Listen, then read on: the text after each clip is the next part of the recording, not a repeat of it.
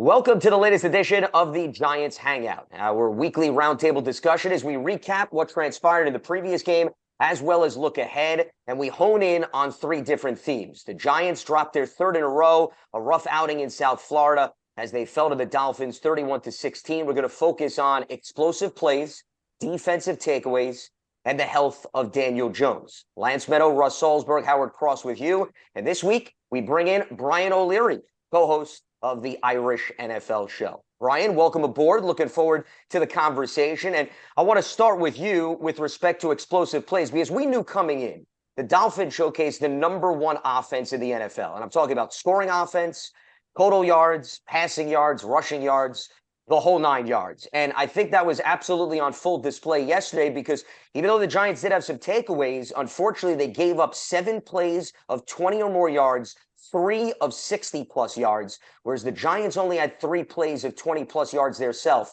And, Brian, to me, that disparity is a big reason why that game got away from the Giants. I agree, Lance. And unfortunately, what we've seen in the opening weeks of the season is kind of similar patterns with the defense in terms of the tackling. When they get off the block, the tackling isn't what we would expect to see compared to what we saw last year. And I was fearful of going into the game because you touched on it there. The Dolphins have been arguably the most explosive offense in the league, and in particular with Tyreek Hill in terms of the yards after catch.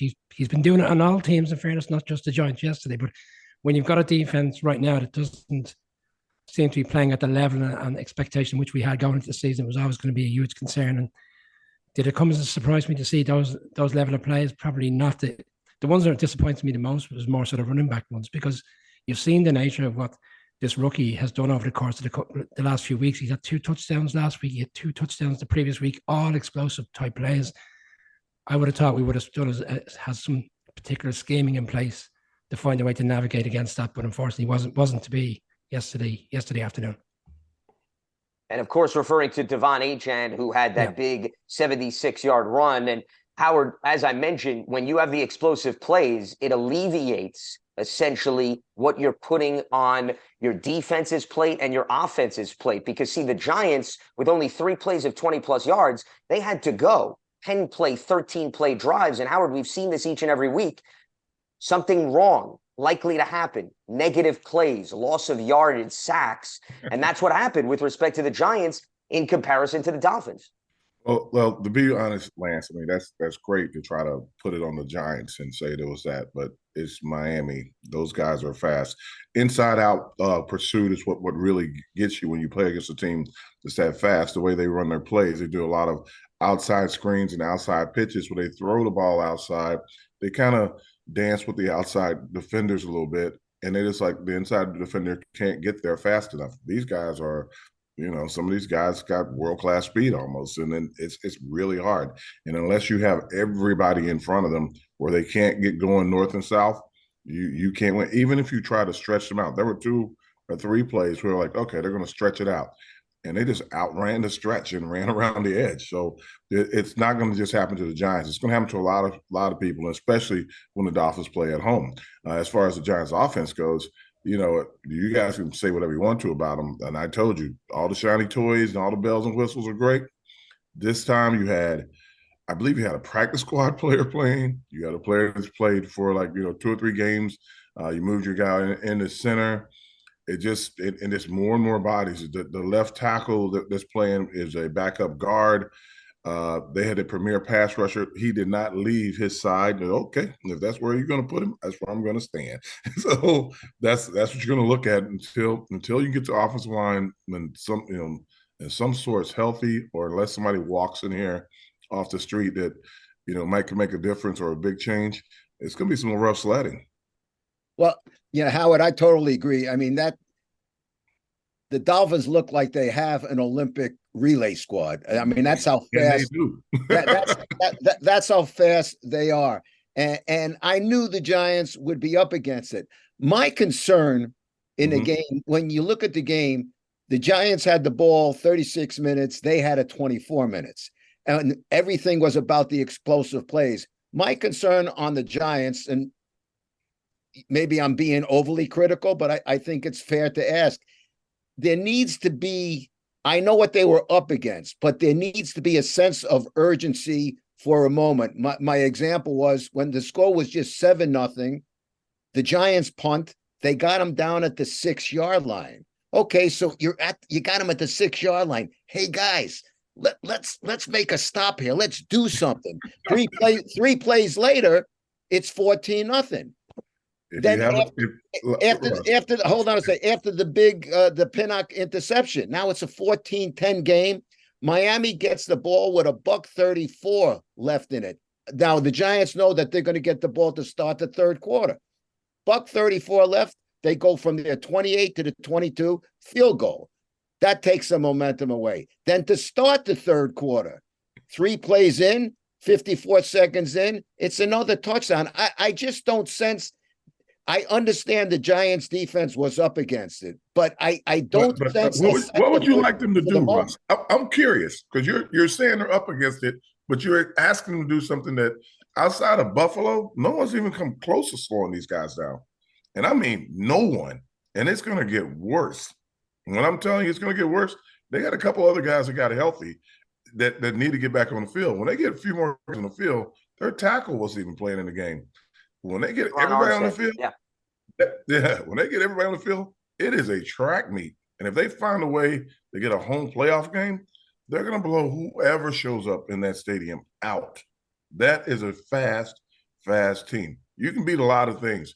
You can't beat speed. The only problem that Miami Dolphins have is I don't think their defense is super, right? You know, with the Giants, with the Giants playing all the backups and all this stuff, the Giants move the ball, but they can't put together a 15-play drive, and they needed to put together a 15-play drive. And that's kind of hard to do. Like when you're good with a run, you're good with a run.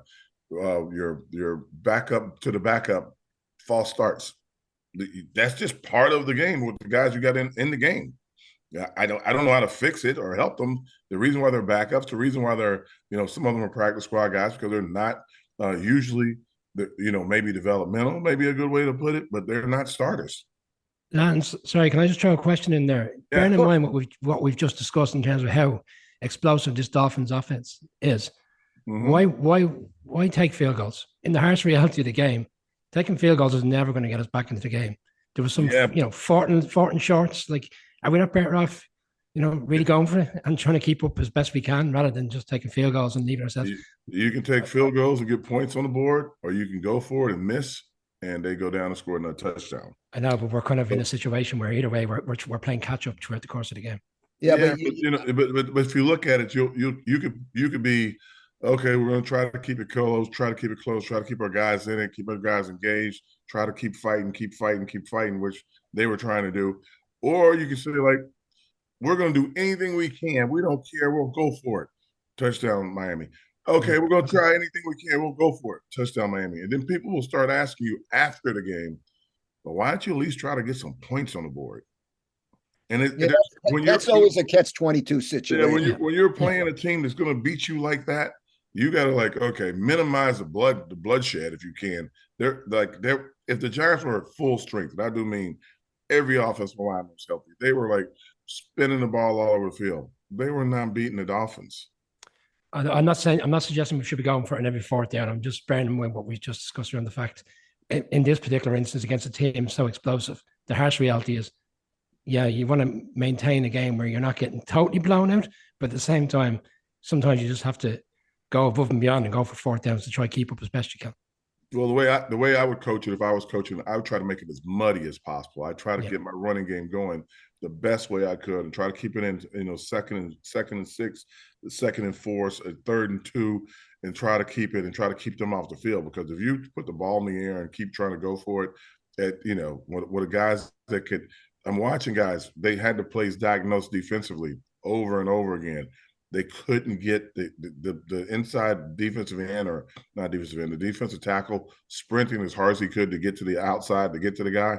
He didn't get there in time, track meet. And it was over and over and over again. And I'm just watching them I was like very happy that they kept it as close as they did in the first half. I'm like, that's impressive. What the defense they were up against, I'm like, at any moment they could be. It's just I played ball in Alabama. My team is Alabama. We've won a lot of national championships of late. And we've had teams to just outclass other teams over and over and over again. And that's what it looked like. It looked like in Alabama playing against, Vanderbilt at a little point. And it's no offense to our guys or anything, but when you're outclassed with that much speed, it's hard to play against them. And offensively, the only thing you can do is try to keep the other team off the field, like the Giants used to do when they used to play the Patriots, when it was Brady and those guys, and they were throwing the ball all over the field. You just try to run it and run it and run it. And it's hard to run it when your offensive line is minus guys and your best back is over on the sideline. Well, because they lost the battle in the trenches. That's what it really came down to, Howard. Again, you're looking at a Dolphins team, and I would agree with you. Their defense was not a juggernaut coming into this game. They've given up points to just about everybody, but they had 7 sacks. They had 14 quarterback hits. So therefore, the Giants are not built, to your point, to come from behind and air it out, which is, Brian, you're saying if you're going to go up against the Dolphins, you have to be able to score at a high rate. I think that goes without saying. I think the problem is that you had the lack of explosive plays to try to catch the defense off guard. Because, see, here's what I would argue, guys. Daniel Jones, if you noticed in that game, he took a shot down the field to Darren Waller. If you recall, Xavier Howard made a really nice play. He took a shot down the field right to Darius Slayton. Unfortunately, he led Darius out of play. There was an opportunity, if you recall, when Wan'Dale Robinson was out in the flat and Daniel didn't lead him out towards the flat. He threw it short, so Wan'Dale had to slide. I would argue, despite playing the trenches, there were actually some opportunities against the Dolphins defense to strike and get some of those big plays. Unfortunately, the far and few never came to fruition. We've been also talking a lot, Lance, Brian, and when Howard gets back, we've been talking a lot about the speed of the Dolphins, and there's no hiding that. But what got to me was they were super fast right out of the starting gate. I mean, it seemed as though it's one thing about catching a pass and then just, breaking the tackle and going. But it seemed like their runners or receivers were running through wide open spaces. There was nobody near them. And then again, poor tackling reared its ugly head once again. And now I think poor tackling happens to be a problem throughout the National Football League. But we're not talking about the NFL. We're talking about the Giants. And tackling has been poor all season long. I mean, Dable said it during the game yesterday when on a sideline reporter asked for an update. Yeah, we need to tackle better. Hello, what else is new? I mean, I understand how tough it is to defend against those guys. But again, this is the NFL, and it just seemed that they were running through wide open spaces, and you can't give a team like that right out of the gate to be busting loose. I think, Lance, I think that's the frustration for all Giants fans and obviously people who write for the team, is the fact that we're continuously talking about poor tackling, no matter who we're playing. We saw that Monday night where Drew Lock comes into the game and there's that particular play before half time. Like, no fans. No fans, the tight end, correct, which one was initially a touchdown and then taken back. But it's just the point, it's the same common theme that every Giants fan is discussing week in, week out, is the poor tackling throughout the course. We saw it in Arizona, and we've seen it yesterday. And as you said at the start of the broadcast, Lance, you could argue this team are the best in the league offensively, but like it was as Russ said, it was the immediate opening drive and how easy it was. I would have thought they would have gradually got into the game, Miami, and did those type of things, that us not come out immediately and hit us straight away. And then we're always on the off, we're always playing catch up thereafter. Well, because here's the thing with respect to the explosive plays that we're talking about, guys. It's one thing you go up against a team that's throwing bombs down the field. For example, the Tyreek Hill touchdown, that was a deep throw by Tua. If you noticed, all 6 other plays for 20 or more yards were short passes or runs. So, Russ, to your point, you're talking about if they get to the second level, you need to make sure that you put an end to a 7 or 8 yard gain, as opposed to making it balloon into 25 to 30 yards. And that's what was happening time and time again. And we know the Dolphins have done this, yes, to every opponent, which is what Howard was talking about. But that doesn't mean that teams have not been in position to do some damage control. And unfortunately, the Giants could do no damage control because of players being out of position. For example, McKinney came up and then all of a sudden they went past him on one play, or when all of a sudden Devon Achan is getting the edge, he has a Yeah. clear path down the sideline. So those little things really added up, and that was the absolute backbreaker for the Giants defense yesterday. Well, that's why I brought it up when I was talking earlier. It was a 7-0 game. You punt the ball. You got them at the 6-yard line. The first play was Tua threw it into the turf to get away. The next one was 18 yards to Hill. And then on a running play, Shane's gone for 76 yards. But it looked like he was had a wide open field, looked like he was running in a pasture by himself. And that's something that I don't care how fast you are. It was like, I don't get it. I'm quite frankly really surprised. When I say they were up against it, yeah, they were playing against a very good, explosive team. But I'll be frank, I just thought the Giants defense would be better than what I'm seeing this season. Lance, I just want to, and Russ called it out earlier on. I think the most disappointing one actually was the one at the start of the second half, because they had clawed their way back into the game. A little bit of momentum. I know they took the field goal before halftime, but any Giants fan who was told Sunday morning you could win a touchdown down at halftime in Miami, I think most fans would have accepted that. But it's the nature of how they came out straight away and they give up that big play and the big touchdown. I know there's a conversation today that Adoree Jackson was off the field because of a helmet, misfunction at the time. Okay, that's fine. Other players have to come in, and are they coming in understand the nature of what's coming at them? Because you go single coverage against Tyreek Hill, you know the ultimately what's going to come from it is a long ball down the field and ultimately a touchdown. And also, listen, players come and go throughout a game. So I don't think anybody's going to hang on that as an excuse. Yes, you would have liked Adoree on the field, sure, matching up with Tyreek Hill, but Tyreek Hill is fast enough, to your point, where you put single coverage on him, he'll blow by just about anybody, whether it's a veteran or a young player. And unfortunately, the timing of that didn't go in favor of the Giants. And, the other thing that we did see, which I think the defense deserves credit for here, is they did get the takeaways, which was non-existent in the first 4 games. But what I would argue is the problem was there wasn't enough complementary football on full display against Miami. They did score 10 points off of the 3 takeaways. One was a touchdown. Another one led to a field goal. The fumble, they got no points. But think about this. Off one of the interceptions, they took over at the Miami 23. Okay? I mean, that is luxury territory, right? Guys, they got 4 yards on that drive. They moved to the Miami 19 and had to settle for a field goal.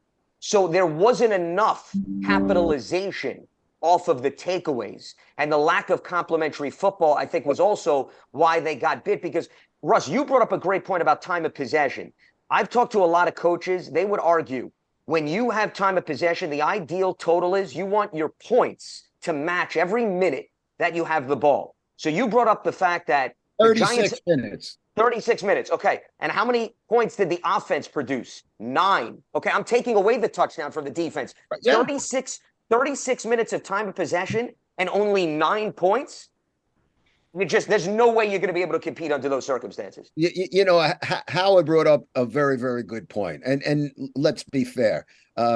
There's no shiny toys. Okay. The offensive line, you got backups to backups.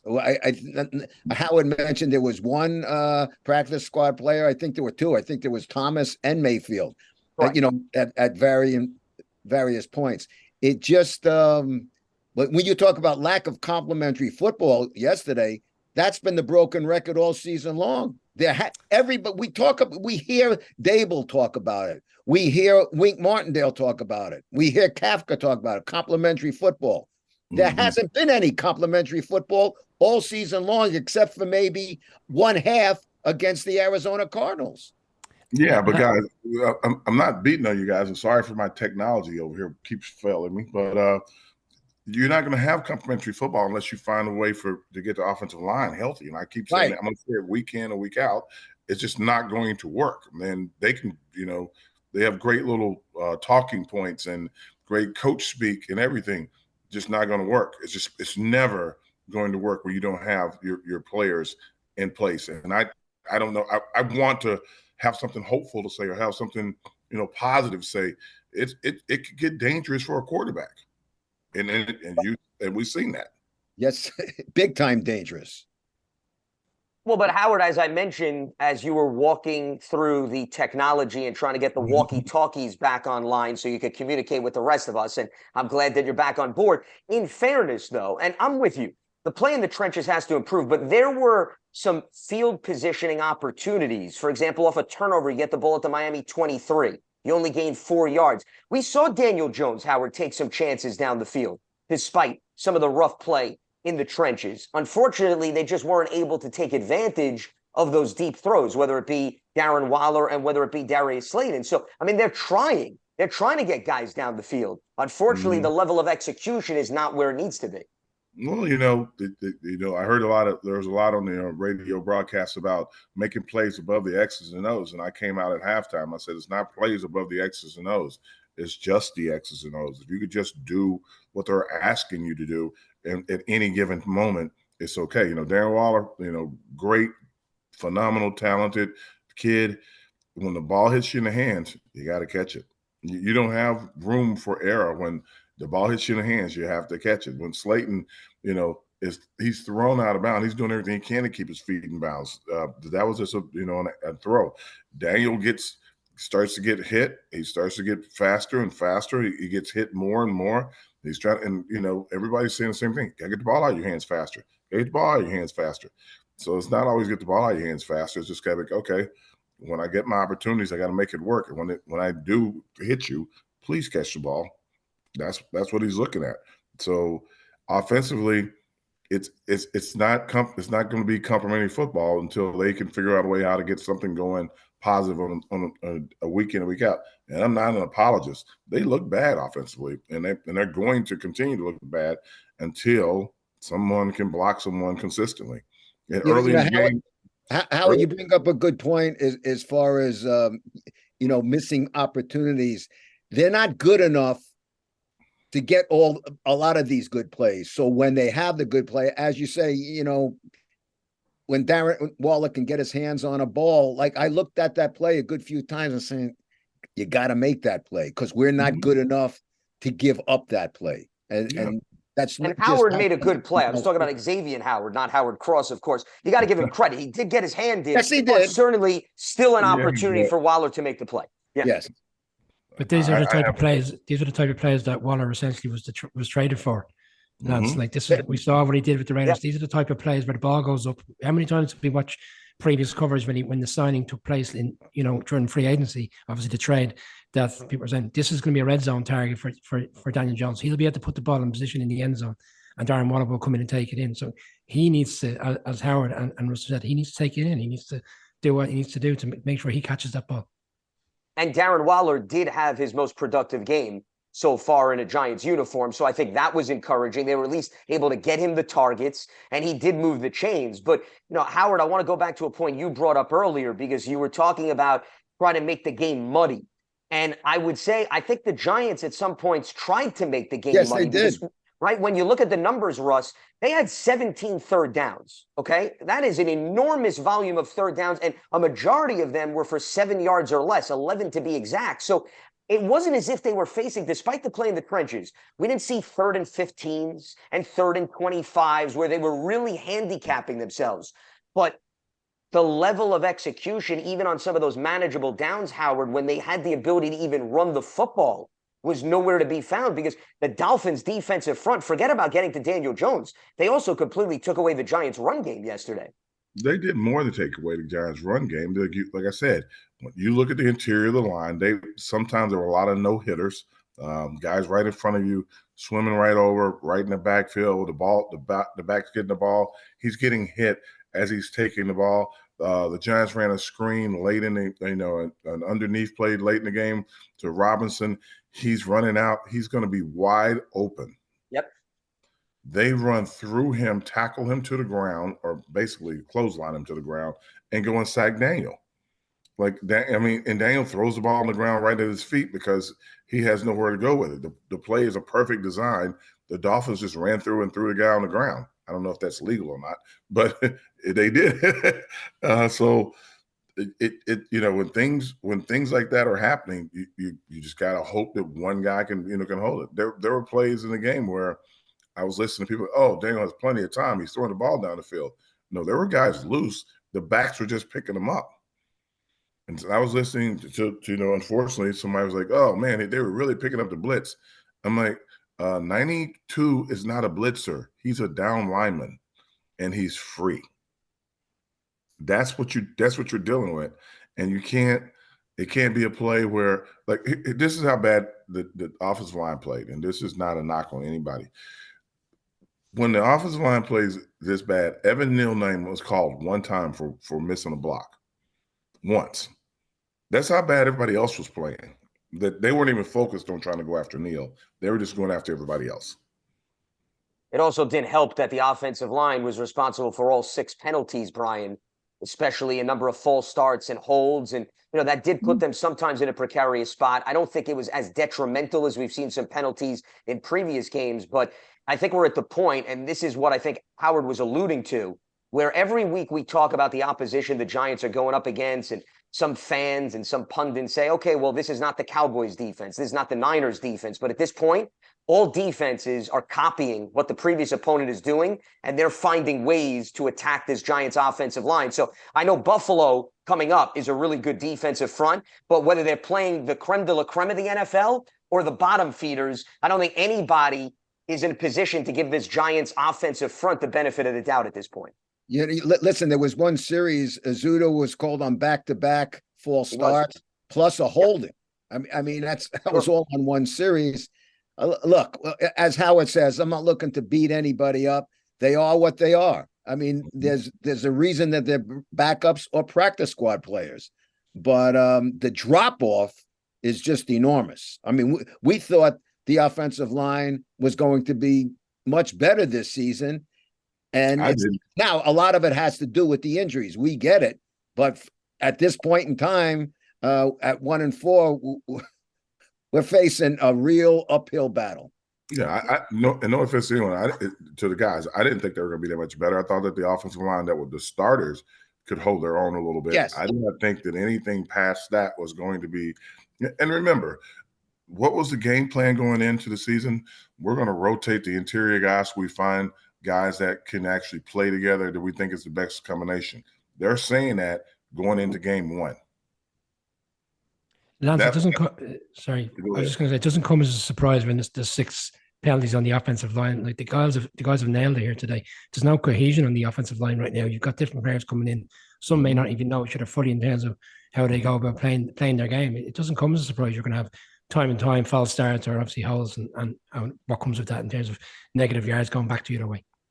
And you look at it like you look at Dallas. You watch what happened with them against San Francisco. They ran the ball. Everybody was blocking them. They went after Michael Parsons, running the ball. They were aggressive. Look at what happened to Miami a week ago. Teams were like going at them offensively, running the ball, trying to grind them out. You got to be able to hold up front, at least running the ball and being consistent. The third downs, if you can't get it within 3rd and 2 every time, it's going to be a battle for these guys. Yeah. Well, since we're talking about the offensive line, I think, Lance, we ought to address what happened to their quarterback, because their quarterback in 2 weeks had been sacked 16 times, but the last one was the most crucial one. And I got to tell you, I don't know, there's no inside information coming to me. I don't know what the most recent reports are, but when he went down, it didn't look like anything serious. But when he got up and walked directly off the field. And as he was walking with Ronnie Barnes and one of the orthopedics, off the field, I just sensed something was wrong. And then when he addressed the media after the game, guys, I've listened to him talk day in and day out for as long as he's been a Giant. That was the first time I've ever felt Daniel Jones look nervous and fearful about what might be. Now, understandably so, because it's a neck injury, and he had a neck injury, 2 years ago that forced him to miss the last 6 games of the season, and he had to have a procedure done. So it's to me, listen, I don't want to be an alarmist, and I hope to God he's okay, but that's pretty scary to me, especially with the neck, and he's had it before. I'm not even talking about the Giants' future. I'm talking about the kid's career and his life moving forward.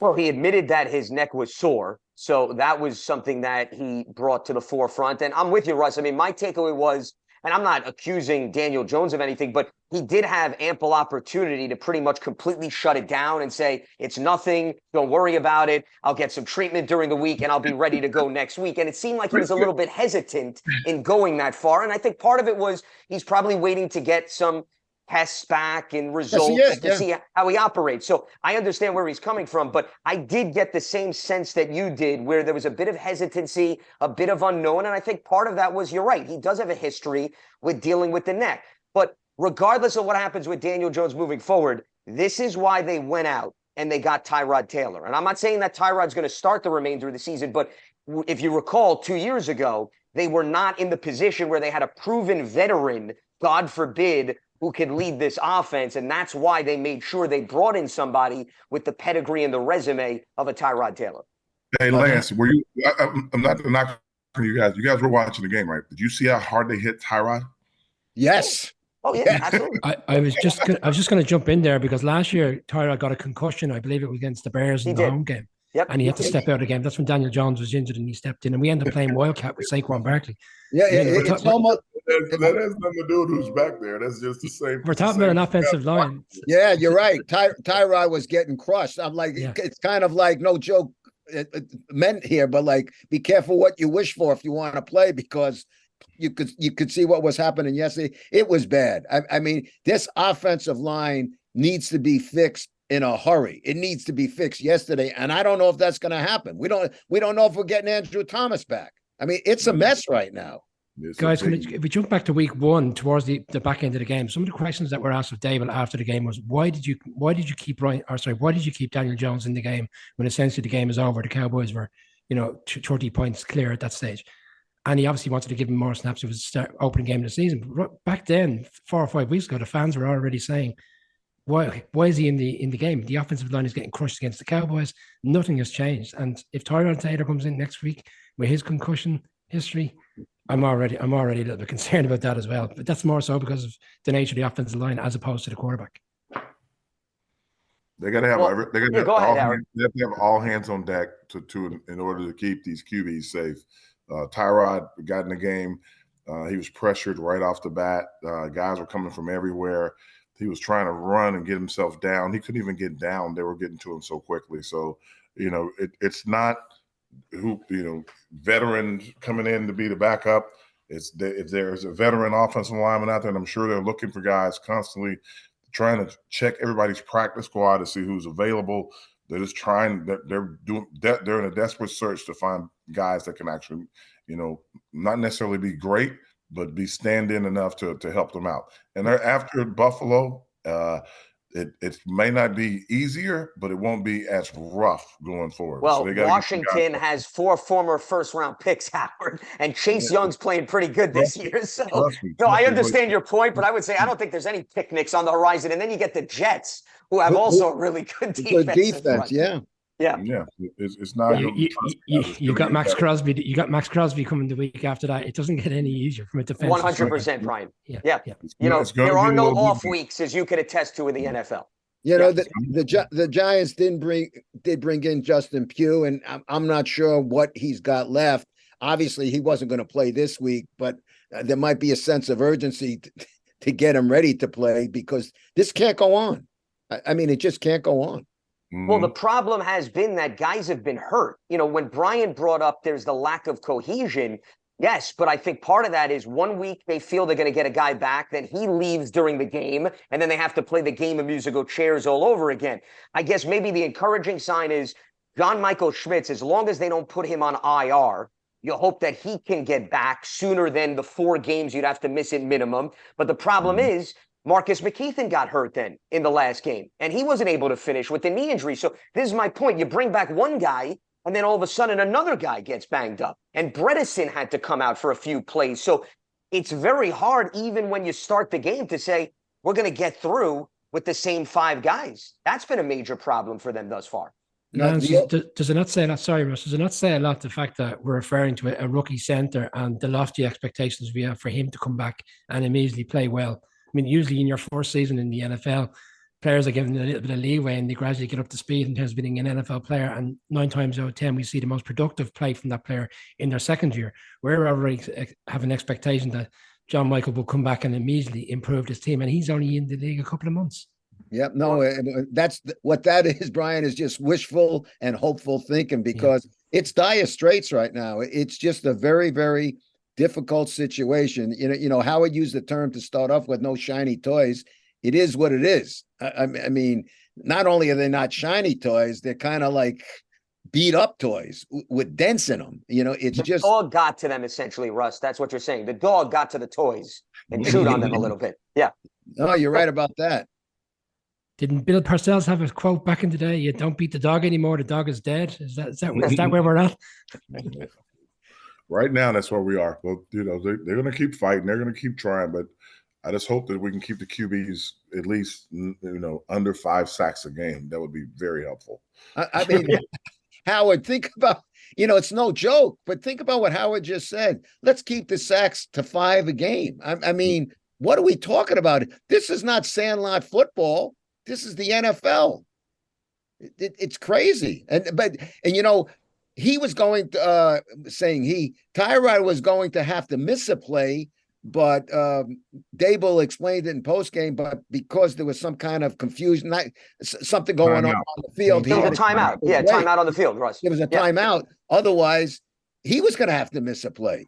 Well, he got the wind knocked out of him because if you saw, he fell on top of the football. Yes. So that's why he needed a breather, and he told Dable, listen, just give me a minute. I'll be ready to go. The timeout cooperated. They were able to get him back out on the field. But Howard, you brought up the sack number. I would say what's even more concerning is the quarterback hits too. You know, the plays that don't finish with a sack out. I mean, the Dolphins had 14 quarterback hits. So not only did they bring the quarterbacks down 7 times, they doubled that in terms of at least getting in the vicinity of the quarterback and disrupting the throw, or at least making their presence felt. No, that's not disrupting the throw. A hit is actually a hit, knocking the quarterback to the ground. So that's just, again, they got to figure out a way to slow that down. I mean, Waller's going to have to start chipping before he goes out, like he was saying that I can't get out because I'm chipping. You're going to need every hand on deck, and that's if you can stop the interior guys and figure out a way how to slow those guys down. It's going to be a lot of one-man routes and, you know, throwing in the double coverage, and hopefully if you can't get it, somebody's gonna have to run. So I'm not sure. Hey, if you're a big blue quarterback, you're a black and blue quarterback. I mean, that's what's going on. They're just taking an awful beating. I mean, you know, it was, of course, we're talking about Daniel, but you know, Howard brought up a good point. Did you see the way Tyrell was getting hit? And I said to myself, man, he's getting smacked around. It's rough. It's really rough out there. Well, to your point, it's going to be rough for any quarterback who's going to come in. The reason why I was bringing up, that's why they went out to get Tyrod Taylor, is you want some coherence with respect to the offense. And 2021, that was not apparent when Daniel Jones went down. And I'm not saying Daniel Jones is going to miss any time, but you wanted to make sure if you do bring in a quarterback, whether he sees pressure or not, that he's got enough experience and enough confidence that they can at least have the ability to move the chains and operate the offense. Because that was not apparent at all, guys, as you recall, in 2021. No, I mean, Mike Lennon and Jake Fromm, you knew you had no chance going into the game. That's a terrible thing to say, but you really knew you had no chance going into those games. And you don't want that to be the case this season. 100%. Brian, if you want to add something real quick. No, I think like you've nailed it. Like that was the rationale as to why Tyrod was brought in. He understood what Brian Dable would expect from him, obviously having the relationship in Buffalo. And I think we should feel a little bit more comfortable if he needs to step in. But again, we've spoken about this time and time again on the broadcast. Ultimately, it comes down to how well the offensive line plays next weekend. I was in London at the game yesterday. I did see Buffalo firsthand. And Trevor Lawrence yesterday was quite impressive. I know I don't want to get away from the Giants conversation, but in terms of his passes deep, down the field, they got at their secondary quite a lot yesterday in that game. If the offensive line could hold up, allowing Daniel or Tyrod to go after the secondary, there could be some productive plays there. So, but ultimately, it comes down to how well this offensive line plays next Sunday night in Buffalo. And they could very well have to deal with Von Miller, who missed the early portion of the season due to injury, and he's nearing a return. So that will be a big storyline, I'm sure, that we will address next week. He is Brian O'Leary, co-host of the Irish NFL show. Brian, we appreciate you joining us in the mix here on the Giants Hangout. Lance Meadow, Russ Salzberg, Howard Cross with you. You can catch us each and every week, our weekly roundtable discussion. You go to Giants.com, the mobile app, and your favorite podcast platforms. We'll speak to you next week. Have a good one.